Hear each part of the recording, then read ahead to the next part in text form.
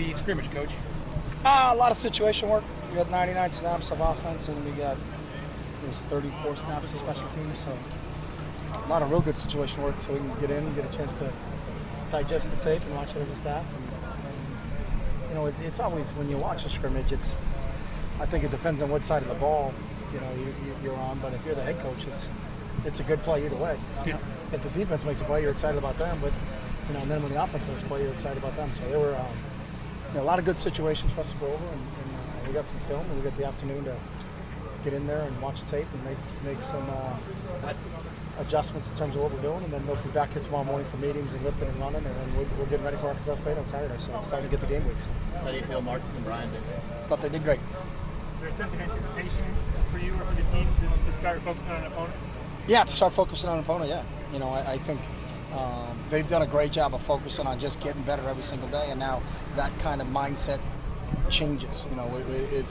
It's coming into your meeting room, and you're not always just watching what you just did, and then installing and things like that. Now you're putting tape on of an opponent and starting to put in a game plan, and there's a fun part of that. If you're a competitor, you've been comparing yourself to the guys on your team since August 6th if you're a player here, but sometimes that can get a little bit old for them. So now we get a chance to now see as collectively as a group how we're going to do when we get outside on the first against Arkansas State. And that's fun. So. Are you make these final decisions? Not just we talk about the quarterbacks a lot, but there are a lot of close calls up and down the board. Fortunately for us, we don't just talk about the quarterbacks because there's 21 other guys out there that we got to figure out what's going on. So there's a lot, and that's the great thing about this team. There's a lot of competition, and then we've got a lot of depth, and we look at that as a positive. I think we're excited where we are right now because of our depth, and there's a lot of battles that are going on. For a lot of different spots, whether it's a spot on the kickoff return team or a spot on the punt team or a spot in the secondary or a spot at quarterback or a spot in the O-line, a spot at tight end. It's all of those things. There's a lot of competition going on out there, and a lot of guys have made it not cut and dry decisions at times. You really got to sit down and go through everything, but that's good. We look at that as a positive. If you just had a couple guys standing out, and then I'd be worried, but I'm not worried about this team right now. So. Is this one of the tougher things you have to do as a head coach when you get down to this point and have to differentiate between guys that are so close that played so well throughout the duration of fall camp, and one guy gets some spot and the other guy doesn't? No. Are you still planning on coming up with the depth chart tomorrow and finalizing that more or less? Tomorrow afternoon, babe. And how are you going to release it? Have you decided? We're going to smoke signals and then maybe hired an airplane out of Eugene, and we'll put it on the tail, and then they'll just drive around the city, so you got to take a look at it. Will Herb Street be the pilot? That's a good coin. I asked him. I got to check what his schedule is, but that's a good point. Now they will send out a release with our two DBs, and we got to send it to Arkansas State, and they got to send us there. So one of your tenets is blocking out distractions. The quarterback thing and kind of a lack of a single guy, as far as we know, there impacting your team and all. Will it help to name a starter as you guys go forward in your team? I don't get that feeling. So. Chip, can you talk about the offensive line and how well Ronas has done this year from last year to this year? Yeah, I said it the other day. The one thing about Ronas that is a positive is you don't notice him.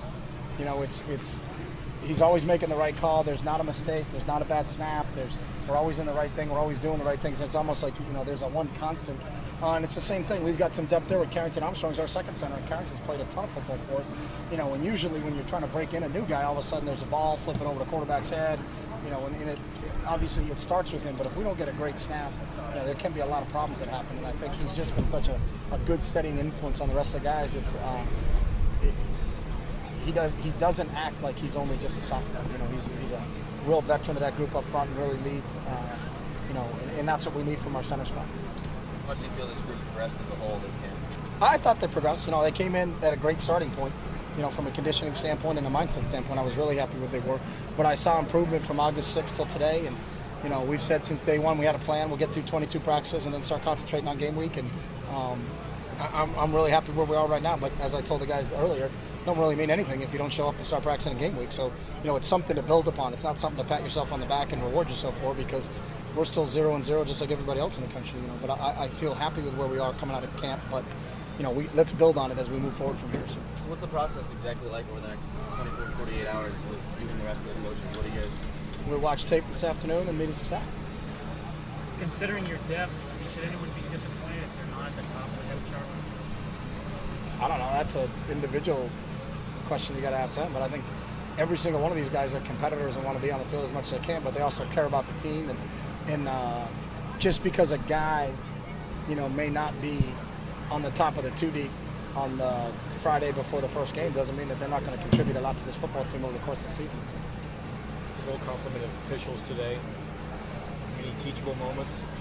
We got some. We'll go in and look at the tape. A couple situations came up, a couple questions, and they do such a great job of explaining, what did they see and how do they call it. So anytime you can get those guys here, it's beneficial to you. You talking to basketball. How do you approach telling a guy he's not a starter? We bring him in and sit him down and tell him what our plans are and where we're going forward. Have you had a variety of reactions, or is everybody pretty good? I think everybody, and you're in this sport, you all understand it. I mean, it happens. It's not like this is the first time any of these guys have ever been in a battle, for playing time. So they've all, every single one of these guys, if they just got here, they probably went through it in high school, and every single one of these guys was in camp last year, so they went through the same exact thing. So this isn't like a new phenomenon that these guys are going through. So. The Dolphins just picked the quarterback, though, and they showed it on Hard Knocks. And it didn't look like it was very fun for the coach having to break the news to the guys who weren't going to start. I mean, how do you take that? I haven't seen Hard Knocks. So, but how do you take it personally when you've got to tell a guy? I don't. It's the same. And the one thing that I keep getting this phenomenon about our quarterback, we have every position across the board. So it's like, well, who's your quarterback? And then we're all going to go home after we say who the quarterback is. There's 21 other positions. It's a team of 70 guys. Everybody's competing for spots. So for some reason, your highlight seems to be on the quarterback situation, but ours is on everybody out there.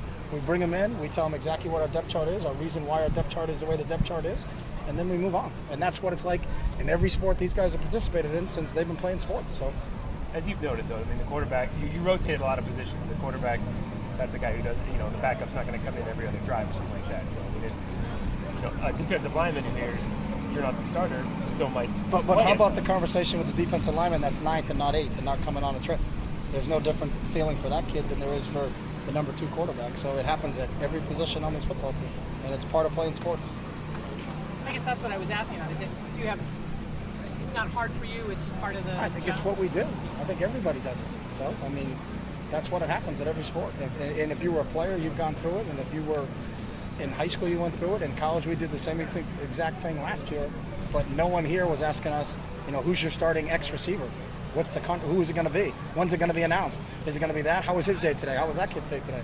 That's what every position is important to us. That's my point, is that there seems to be a highlight on one position, but for us, there's a highlight on every position. So who our third receiver is when we're in the cheetah set is just as important to me as who our starting quarterback is.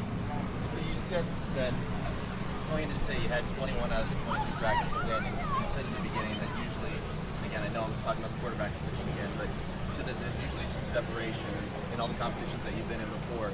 Did you sense any sort of separation? I'm not going to comment. You can ask 20,000 questions on who you think and read through the tea leaves. We're going to announce tomorrow who our quarterback's going to be. And I get frustrated when you guys keep trying to ask me how many different ways and what can you decipher through this. So the quarterback's initials are going to start with B or M. I'll give you that much of a hint. I mean, that's all I can tell you. We're going to sit down as a staff. We haven't had a discussion yet. I've said that since camp started. When I got interviewed at the Pac-12 meetings, I said the same thing. When I sat up there on August 6th, I said the same thing. And then every day, how do you think they progress? How do you think they do it? I'm not going to comment. I don't do those things. That's not how it's going to be. So, changing gears. Yeah. Big picture. Kind of talking about the evolution of this defense. What have you admired? To the point where he thinks this could be, talent-wise, one of the best defenses he's had. I don't feel that. I mean, I thought our defense in 2009 was outstanding. You take Will Takwafu, Casey Matthews, Spencer Pasinger, Josh Kadu, Brandon Bear, Zach Clark, sure. Willie Glasper, Walter Thurman, TJ Ward. I just keep naming NFL players.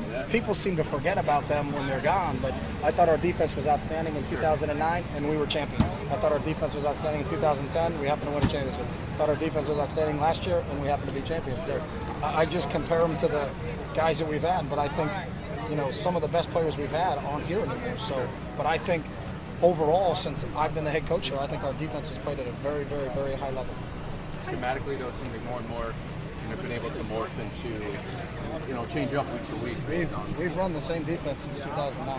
So Kenny Rowe plays the same position that Deion Jordan plays right now. So I gave Rob credit. Rob was the only one who was on it in 2009, but we haven't changed since 2009. We play with a drop end and we play with a Sam linebacker.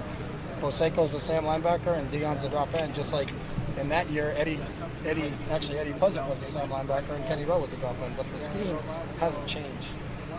In years past, you talked a lot about the summer being time when hadn't been in the gel. How much of that is put on hold while the quarterback decision is made, and how much the personality develop once the starting quarterback is chosen? Absolutely, man. Makes no difference. Makes no difference. I know the last time we picked a quarterback, when we had to pick a quarterback going into the season, we went to the national championship game. So I don't think it was on hold that summer. Yeah.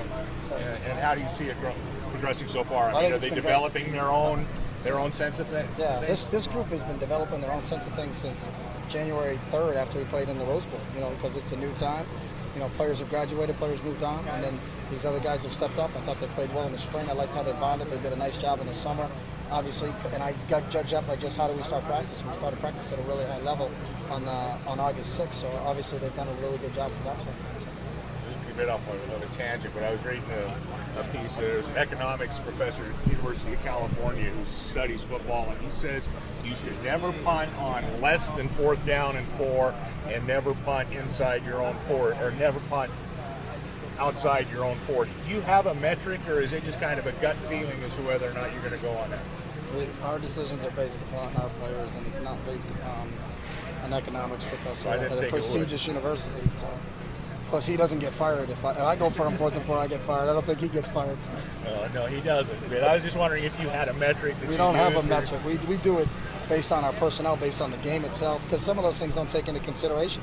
So, but based on those, and I've talked to those guys about it. So based on those guys, with 10 seconds to go in the game, they would go for it instead of punt. Like if I'll give you a scenario. There's 16 seconds to go in the Rose Bowl. Okay. If I went for it on 4th and 7 right there, instead of punting it and forcing them to go 90 yards with 16 seconds on the clock, do you think I'd be standing here right now? Probably not. Probably not. So, or at least you'd be so answering sometimes different those questions. economic theories can work if you're just looking at a holistic thing, but what you got to take into where you are in the game and some of those things. I don't think there's anybody in their right mind with 16 seconds to go in the game is going to say, hey, on 4th and 7, we're going to go for it, because we always go for it. If you do, God bless you. But I'm not. So I can say that. I can't speak for anybody else. Okay, thanks.